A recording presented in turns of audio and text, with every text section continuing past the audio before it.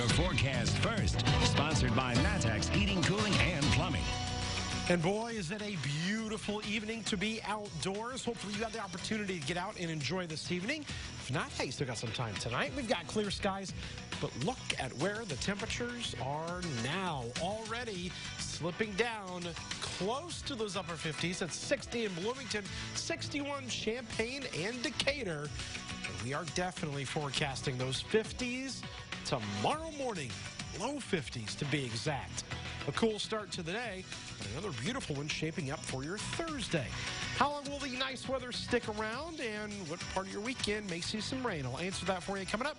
WCIA 3 News starts right now. Now from WCIA 3 News. There'd have been a couple of guys lost their lives. But it didn't end up that way.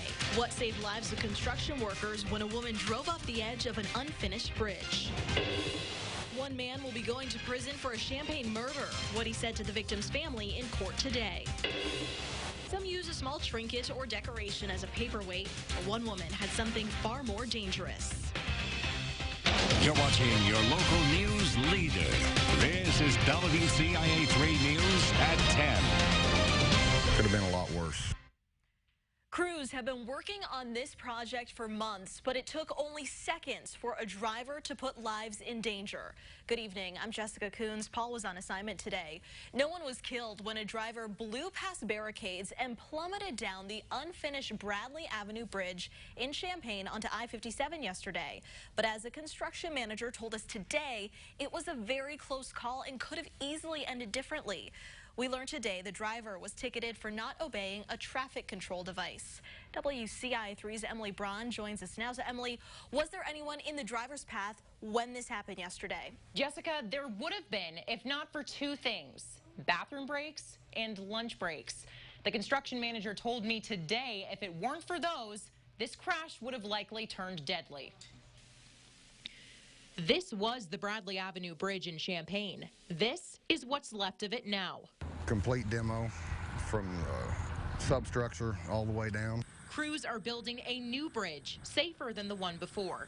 It's a big job. In the meantime, we go above and beyond the best that we can, always to protect our guys and the public. The problem is, the public just doesn't think it applies to them at certain times. A woman came barreling through and ended up like this.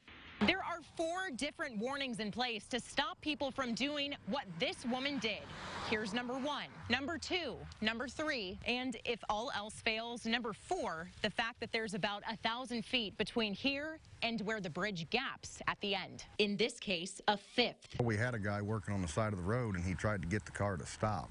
They just weren't paying any attention to him and blew right past him like he wasn't even there. Todd Baker says there are no skid marks left on the bridge. There actually was one guy working right in that area that just had to leave to go use the restroom for a second. No sign of braking. He missed it. They missed him. But there's a dent here, and this dash cam video showing exactly where the car did come to a stop. Could have been a lot worse. If the crew had been working on that slope wall at the time like they'd been doing all morning, there'd have been a couple of guys lost their lives. Speaking of dash cameras, there's a lot of crazy drivers these days, so it's nice to have that backup in case something does happen. He lives close by, and he just got one, but he's glad this video is not his. Not like that, no. Baker says before this, they never had any issues with drivers. He hopes their safety is not put in jeopardy again. Keep in mind it could be your son or your daughter out there working. So in the end, his crews can finish the project that will make this road safer for everyone. The driver and her 2 passengers were taken to the hospital after this happened. We don't have any word on their condition at this time, but investigators are still looking into how and why this happened. Jessica? A lot of people at home asking that same question. All right, Emily, thank you so much. We have an update on another crash from yesterday. The Champaign County coroner says 43-year-old Jeremy Holmes of Mahomet died after he crashed near the intersection of Staley and Cardinal Roads in Champaign. Witnesses say he swerved off of Staley and into a soybean field before crashing into a set of railroad tracks. The coroner says preliminary autopsy results show he may have had a medical emergency before that crash. A man will spend 28 years in prison for a murder he committed in Champaign 2 years ago. 30-year-old David Denson was sentenced today. Earlier this year, he pleaded guilty to killing Terry Moore at a downtown parking lot in August 2017. WCIA 3's Jennifer Jensen is here now. So Jennifer, Denson apologized to the family. Jessica, today in court, Denson said he was sorry for what he did and asked the family for forgiveness. He agreed to plead guilty to murder if the state didn't ask for more than 40 years. The violence started when Denson picked up a bottle and threw it in an alley where it broke near Moore. The two began to argue. Moore was unarmed when Denson shot him with a gun he got illegally. 10 days before the shooting happened, Denson pleaded guilty to unlawful use of weapons. He was supposed to turn himself in the following month to serve a 3-year prison sentence. A judge allowed Denson to remain free until that time. We contacted Moore's family to hear their thoughts on the sentencing and are waiting to hear back. Back to you. All right, let us know if you hear from them. Jennifer, thank you. Mattoon police are taking over a house they say was being used to sell drugs. Investigators searched this home in February. It's on North 4th Street between DeWitt and Piatt Avenues. Police found meth and $40,000 cash inside. They arrested the owner, Daniel Tipsword, and Bruce McGinnis for possession. Police are finalizing things with the state, but the house will soon be in their hands, and then a realtor will put it up for bid. All the money from selling it will go back into the police department. New at 10, a Champaign man was indicted in federal court for attempting to entice a minor. The Department of Justice says 60-year-old Thomas Bishop started texting with an undercover police officer on a popular dating site. They say Bishop believed he was talking to a 15-year-old boy, and they say he requested sexually explicit pictures. Authorities arrested him after they say he agreed to meet the teenager for a sexual encounter.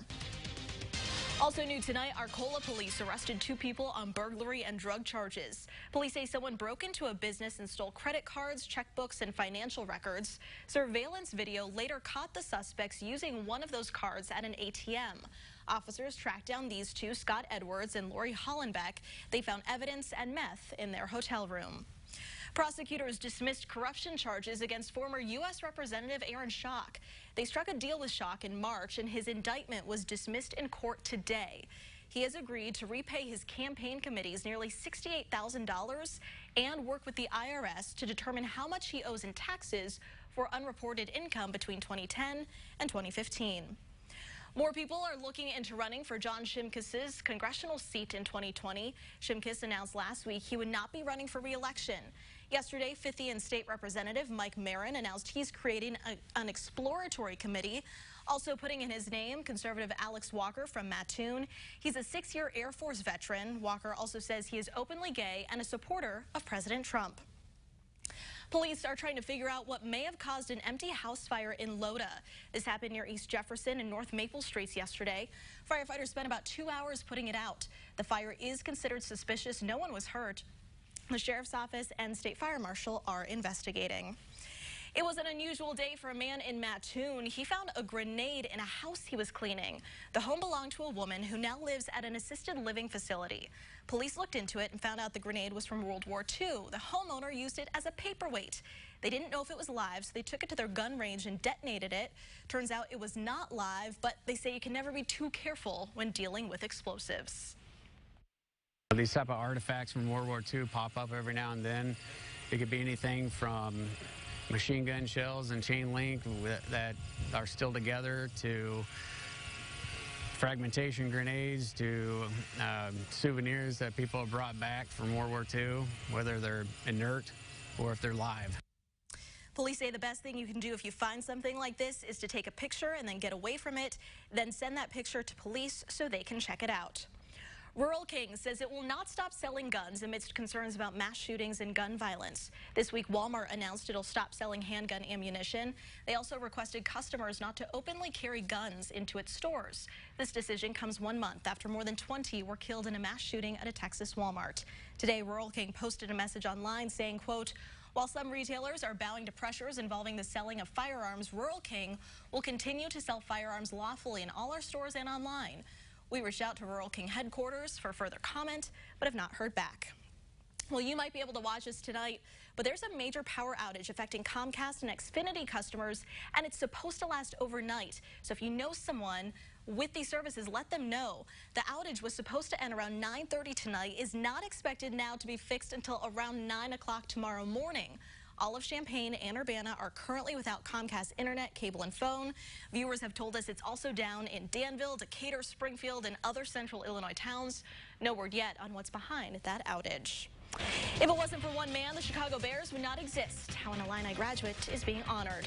Plus, books can help plant seeds of inspiration, but this library is taking its idea of planting literally. And there's something new this year for the Illinois football team, and we're not talking players, what they may have found on the field.